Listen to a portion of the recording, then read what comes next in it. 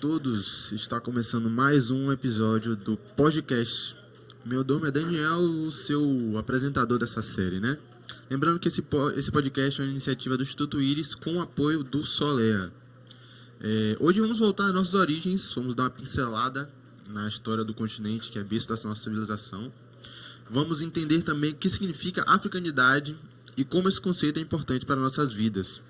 Vamos conversar com um professor que é formado em História pela UCSAL, pós-graduado em... Vamos lá, professor, me lembre aí, por favor. História Social e Cultural Afro-Brasileira Indígena. História Social, Cultural Afro-Brasileira Indígena, sócio fundador da MC Turismo e Assessoria Educacional, criador do Caderno Pedagógico dos Museus e participou do primeiro projeto pedagógico dos museus em parceria com o Instituto do Patrimônio Artístico e Cultural do Estado da Bahia e Secretaria da Educação em 2016. Também é professor coordenador de aulas para jovens adultos que moram fora do Brasil através do Exame Nacional para a Certificação de Competências de Jovens Adultos em SEJA e atua no Núcleo de Estudos Raciais, Indígenas e Afro-Brasileiros, correto? Estamos hoje aqui conversando com o professor Murilo Simões. Vamos lá desenvolver esse papo legal, hein? Vamos sim. A disciplina apresenta recortes da história do continente africano que são importantes para a construção do brasileiro e principalmente do povo baiano, como... evocando essa identidade como povo, né? Levando em consideração as relações entre brancos e negros, escravização e o nascimento do movimento negro. Professor, durante o processo, né, de criar aqui o roteiro, eu fiquei pensando como que foi feita, como foi pensada essa delimitação do que de fato é a história do continente africano, porque é uma coisa realmente muito grande, como foi feita essa coisa para, enfim, colocar em sala de aula de fato. Primeiro eu quero agradecer o convite, né? Fico muito honrado em estar aqui. Eu que faço parte, né, também do grupo do Íris, né? Desde, se não me engano, o primeiro movimento ou o segundo movimento de formação desses estudantes. É um trabalho excepcional e para poder a gente entender a ideia de pertencimento, né, do lugar de fala, onde a gente está para poder falar sobre os nossos ancestrais, a ideia do resgate histórico, da memória de uma África que durante muito tempo nos foi negada. Então, o projeto Ori, ele resgata o próprio nome Ori, né, que das tradições dos povos africanos, que tem a ver com cabeça, tem a ver com nascimento, tem a ver com surgimento, tem as representações todas que estão exatamente fundamentadas no pensamento, na ideia e na memória. Falar do continente africano é falar um pouco da nossa construção enquanto ser humano, né? É o resgate da nossa formação enquanto ser humano. E, de fato, como você falou, é um processo muito extenso. Falar do continente africano, e é importante salientar que muita gente, até recentemente, enxerga a África como um país, como uma unidade. E é importante a gente deixar claro que o continente africano é um continente da maior diversidade cultural entre todos os outros. É um continente riquíssimo, tem uma história belíssima e a gente precisa recontar essa história. E recontar essa história é um pouco também de a gente se colocar na condição de personagem, de protagonista dessa história. A gente falar da história da África é falar do próprio surgimento do homem na Terra. Então, os primeiros fósseis humanos, os primeiros vestígios humanos, eles foram detectados exatamente no continente africano. Só que durante muitos anos, especialmente a partir da Idade Moderna, o continente africano ele foi apropriado por uma ideia de um eurocentrismo muito grande e que negava exatamente a existência original do continente africano. Então, o papel hoje dos historiadores é resgatar um pouco dessa memória histórica sem esse ambiente do eurocentrismo, entende? A gente pega como exemplo o Egito. Durante muitos anos e até recentemente na indústria cinematográfica, na TV, por exemplo, se coloca o Egito muito mais próximo da Europa do que do continente africano. A gente costuma separar, né, a história da África em dois grandes momentos, né, o momento pré-colonial e o momento colonial. Então, a África, antes da colonização europeia, era um continente riquíssimo, continente com grandes reinos, né, com civilizações fantásticas, entre elas o próprio Egito, né, o reino do Daomé, né, são civilizações que produziram revoluções ainda agora no processo de formação com os estudantes do Ori. Nós falamos, inclusive, por exemplo, sobre o surgimento da escrita, a escrita hieroglífica no Egito, que foi um processo revolucionário fantástico. A ideia, inclusive, quando, através da literatura moderna, através do movimento chamado renascentista, que traz a ideia, por exemplo, do domínio sobre a ciência médica, a medicina, a ideia do corpo humano, né, que foi absorvido a partir da civilização grega como os pais da medicina, como Hipócrates. Na realidade, a civilização egípcia já dominava a anatomia humana muito tempo antes dos próprios gregos.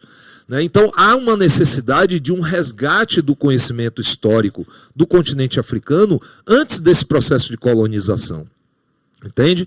A África, ela esteve durante muito tempo dividida em dois grandes grupos étnicos, os bantus e os sudaneses. Então, a partir dessa diversidade étnico-racial, é que foi consolidado o processo da própria existência da África. Tá? A partir da Idade Moderna, essa configuração se modifica. Se a gente pegar o mapa do continente africano antes da colonização europeia e posteriormente à colonização europeia, a gente vai ver uma diferença enorme. Tá? É isso, professor. É como esse processo do apagamento, de fato, da apagamento. história, né? Fica Sim. muito pautado da época das grandes navegações e colocam isso como realmente um momento... Assim, a história foi feita ali, mas o que de fato a gente está tirando daquele momento histórico, né? Verdade. Dentro do contexto do projeto, qual a importância da gente conhecer nossas raízes, assim, né? Até para complementar na pergunta anterior e já, né, respondendo a essa pergunta, a professora Ieda Pessoa de Castro, né, uma das grandes professoras que eu tive, né, ela é uma sumidade no sentido de falares africanos, né, das línguas africanas, no sentido da diversidade cultural. Ela sempre falava assim, né, a gente não pode falar que os africanos vieram para o Brasil. Os africanos foram trazidos para o Brasil, né? Ela falava sempre assim, no Brasil não existiam escravos, existiam escravizados. Então, só isso, como você falou, né, essa ideia de um apagamento que ele foi significativo dentro de uma atmosfera de exploração durante anos, né?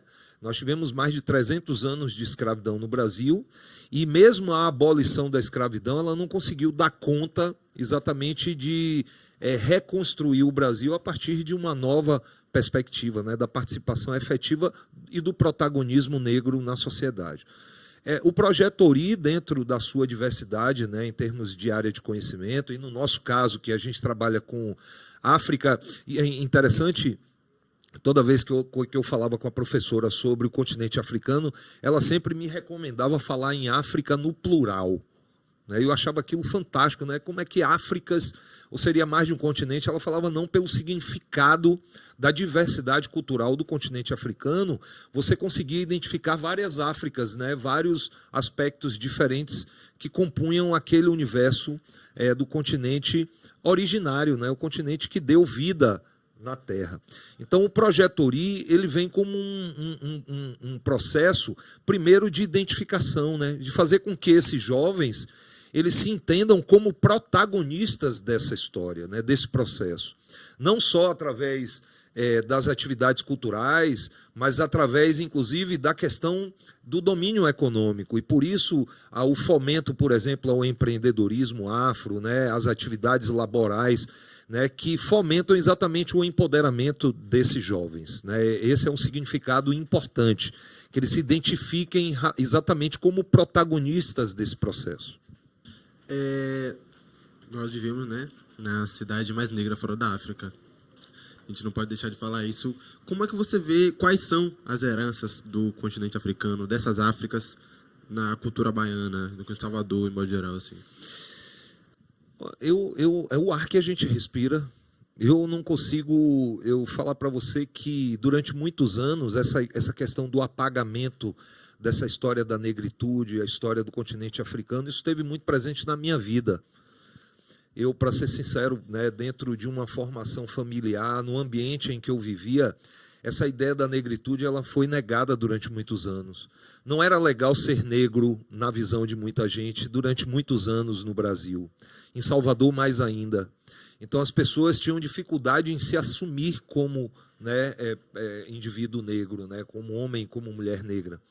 Então, eu descobri isso, né, dentro de um processo de formação enquanto homem negro, né, e percebi que a estrada seria tortuosa, né, seria dura, e como ela é. Falar que nós, negros, nós somos tudo, menos aquilo que a gente gostaria de ser.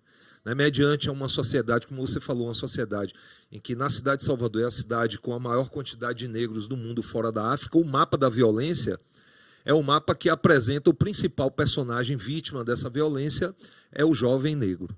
Então, assim, é importante que a gente perceba e se entenda enquanto personagem capaz de transformar o ambiente em que a gente vive.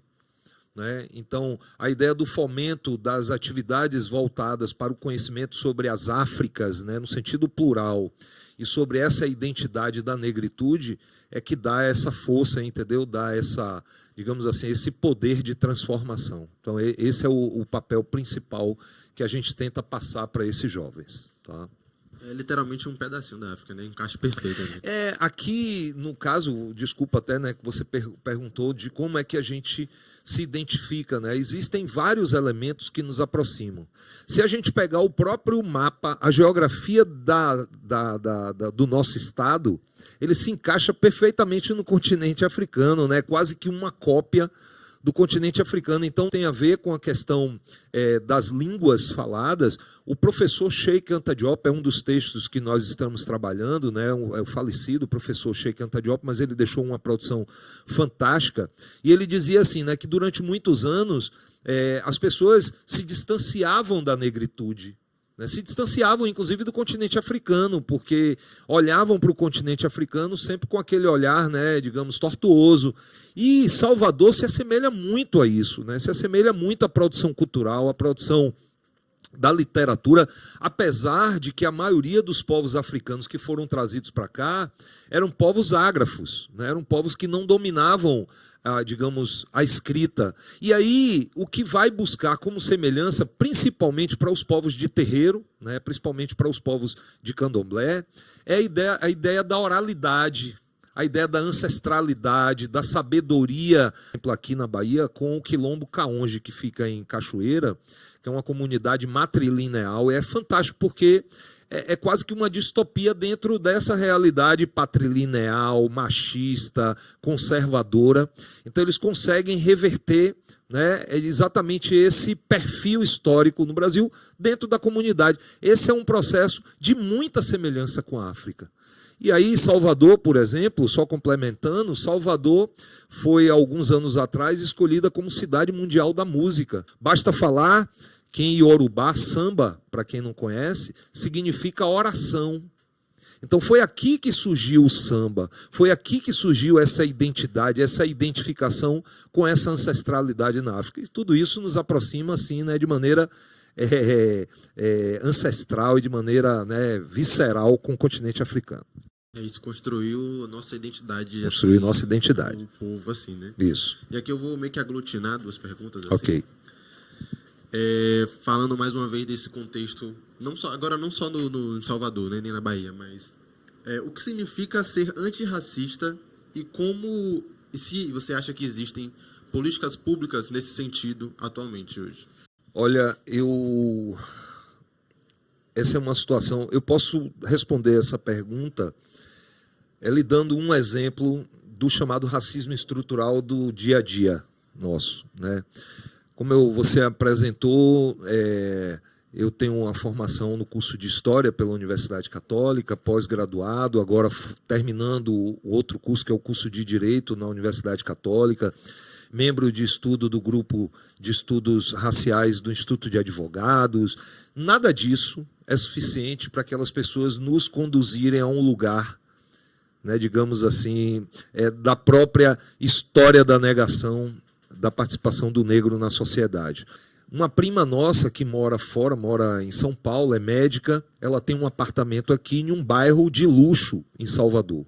Né? E o apartamento, né, assim, um mega apartamento, e ela cedeu esse apartamento para que minha sobrinha ficasse lá durante esse período, né, se reabilitando da pós-cirurgia. E um dia eu fui lá visitá-la, passei no shopping, comprei chocolates, comprei, né, algumas guloseimas para ela e fui para o prédio. Peguei um Uber, desci na porta do prédio. Quando eu desembarquei na porta do prédio, aquele prédio luxuoso em que a guarita você não consegue nem enxergar quem está do outro lado, são 2 portarias. Quando eu toquei o interfone, e eu estava com roupa de trabalho, né? Tinha acabado de sair de uma escola, né? Tinha ido para uma reunião. E lá, quando eu toquei o interfone, eu pedi para me conduzirem até o apartamento, né? Que eu iria visitar minha sobrinha. E na mesma hora, a pessoa que estava do outro lado me perguntou se eu queria deixar a encomenda na portaria. Aí eu perguntei como. Eu falei, não, o senhor não veio entregar a encomenda? Eu fiz, não, eu vim visitar minha sobrinha. Aí eu ouvi do outro lado uma voz, disse assim, eu acho que ele é morador. Então é difícil a gente ser negro em uma sociedade que a maioria é negra, mas que não se aceita enquanto uma sociedade negra. Então, assim, a gente pensa que eu já fui, sem desmerecer a nenhum dessas funções sociais. São funções importantes, são trabalhos importantes, mas que muitas vezes são representados por subemprego, né? Subtrabalho. As pessoas que muitas vezes estão ali, estão estudando, e aquela atividade é uma atividade temporária para que ele possa, né, seguir. Então, eu já fui porteiro, eu já fui motorista, como eu faço atividade de turismo pedagógico, às vezes eu chego na escola para conduzir o grupo de alunos em visitas guiadas, não é incomum as pessoas me perguntarem se eu sou o motorista que vai conduzi-los, né? Então, esse tipo de situação é uma situação que só quem vive na pele, que sabe que passa por essas situações assim, é que sente. Às vezes, a gente que está no dia a dia na luta contra isso, a gente pensa que vai passar incólume, né? Não, a gente passa e é duro, a gente passa e sente muito na pele isso. É isso.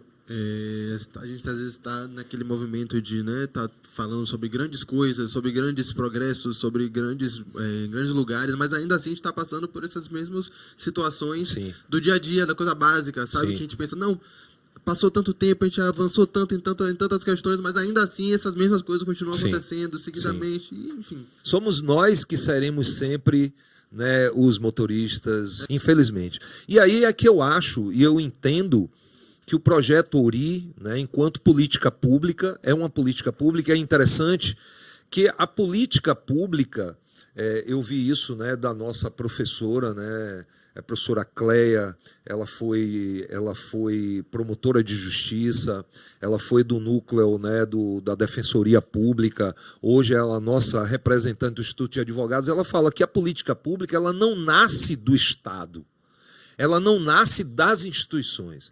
A política pública ela nasce da comunidade. Então é a partir da comunidade que fomenta, que cobra, sabe, que se manifesta, que resiste àquele processo de exploração, é daí que surgem as políticas públicas. Então, assim como o Ori, entre tantas outras políticas públicas, isso foram demandas da própria comunidade.